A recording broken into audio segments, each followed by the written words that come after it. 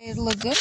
Bugün men tınaytqыч жасаймын. Tınaytqыч жасаганда bizlerge осындай қиярға жасаймын. Өспей тұрған қиярларға. Tınaytqычты жасайтын жолын көрсетемін. Міне bizге күл керек. Осы күлден мен tınaytқыч жасаймын. Күлді салып аламын. Bu күлді салып алғаннан кейін су құямын.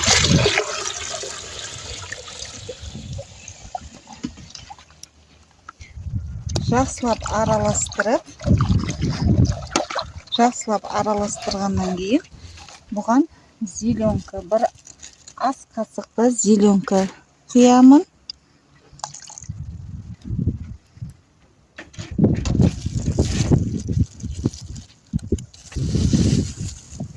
Және йод құямын.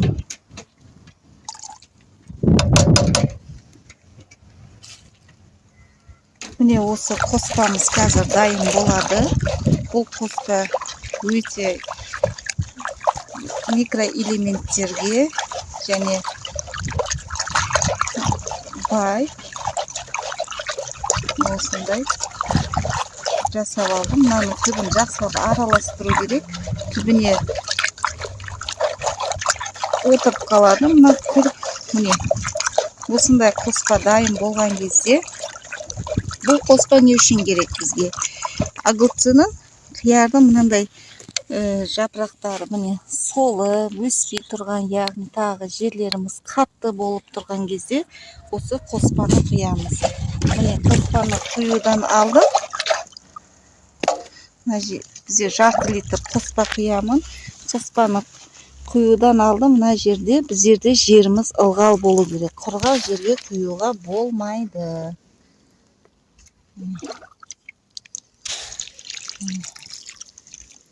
Өстіп жарты литрден құйып шығамын. Мына жерде мынандай қызанағымда өспей тұр. Қызанақты өспеу неде? Осы тыңайтқыштарды құйып шығамын түбіне. Жарты литр. Осыны түбіне құю керек. Жаңағы айтқанымдай құрғақ жерге құюға болмайды. Бұны кешке қарай күн салқындаған кезде құю керек.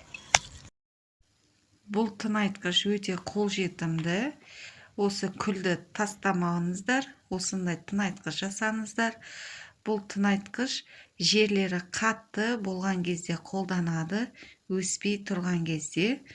Одан кейін тек қана бұл қиярға ғана емес, қызанаққа ғана емес, ол жаңағы тәтті бұрышқа, одан кейін асқабақтарға да қолданылады.